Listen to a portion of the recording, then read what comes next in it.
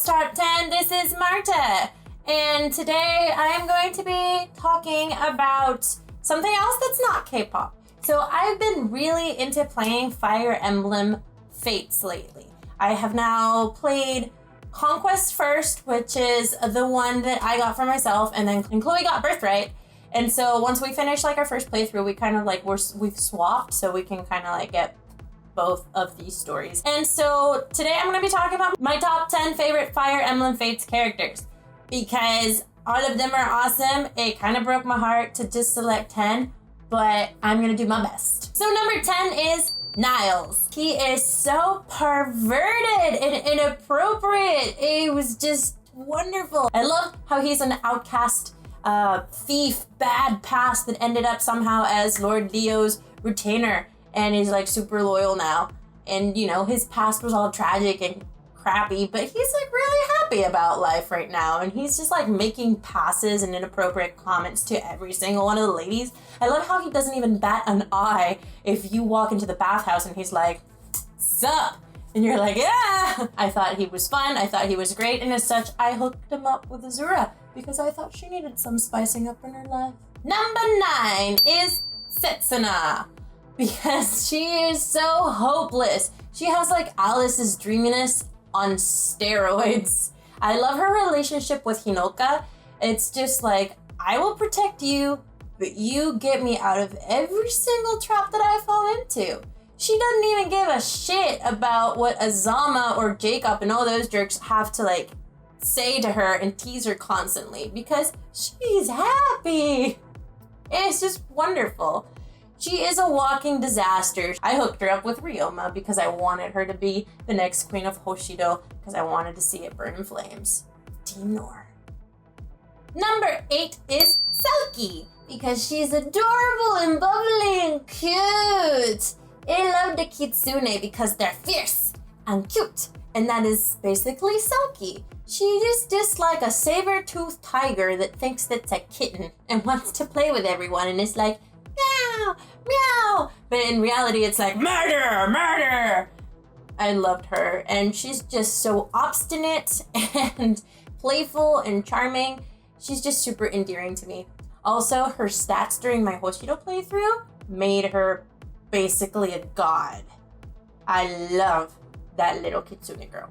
Number 7 is Adama. How can you not like Adama? He's such a little troll. Actually, at the beginning, I was like, I don't like this guy. And then I was like, love. Oh my god, love.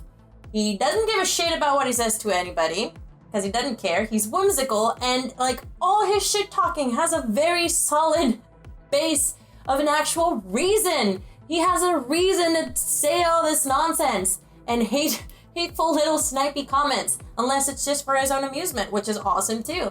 He said to me, congratulations on your physical form gaining another year on my birthday. I was like, what the?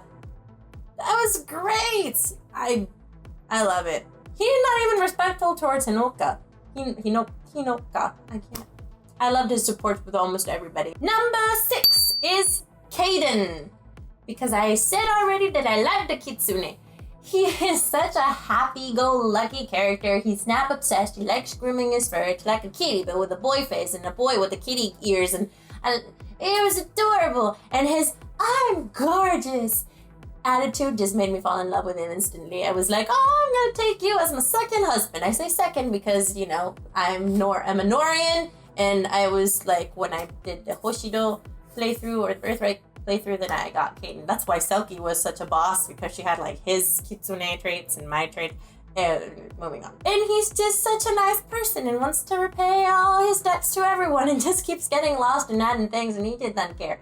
And also, there's a moment during like the treehouse thing when you go and bond with them, and he was like, I'm gonna kiss you, I promise you'll like it. And I was like, this is squee. And then he was like, oh, your cheeks are all red, so cute. And I was like, oh, my cheeks are red, they really are red. Number 5 goes to Leo. He's my selected one. From the very beginning of the game, I knew I was like, this one, I'm going to harass him. I'm going to harass him until he agrees to marry me. And then I was very mad because you don't get him until very late in the game. Get out of my eye. Get out of my eye. What was that? Why I like him so much is just his attitude. He's just like the genius child that has like a massive inferiority complex. And it's just like, but I just want to be loved by Camila and all the others. Why is she so perfect?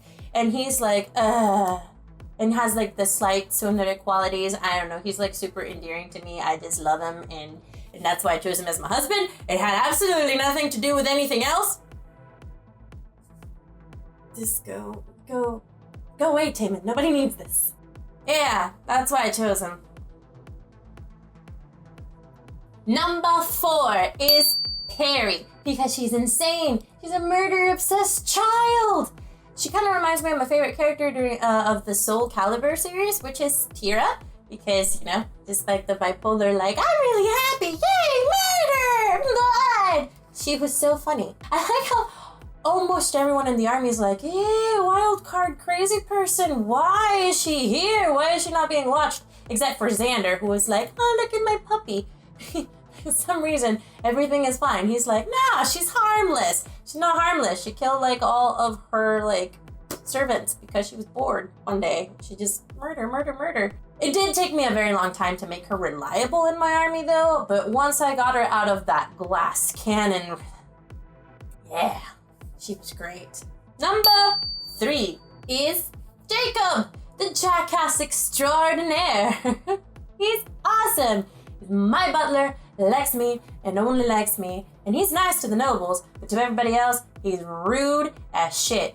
But he's still polite about it, which makes it even better.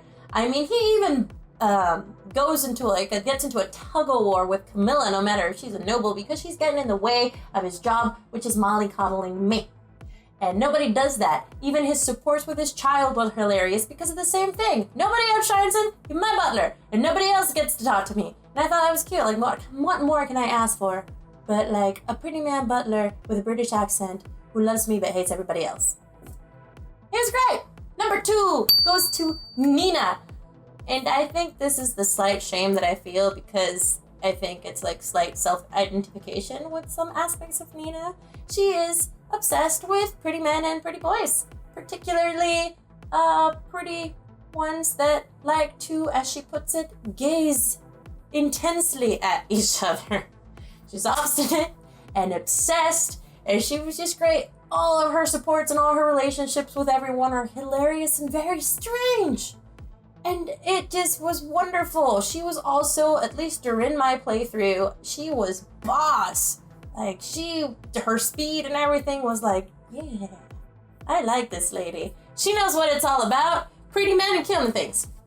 Yes, she almost got spot number 1, but that could go to no other person than Forrest, because it's my child, and I have a cute ladyboy child. That was my reaction when I saw him. I was like, look at him! Get out of the way, Red. Don't even think about it, Jonghan. Nobody as pretty as this here, my favorite number 1 child in a virtual game, and it's not real, but it doesn't matter. I still love him anyway. It's because he's wearing the girly clothes and the pink things and curling his hair, and it just looks adorable, or that he's sewing and makes his own dresses and makes me dresses and is like, mother, I shall not have you wearing that drab outfit.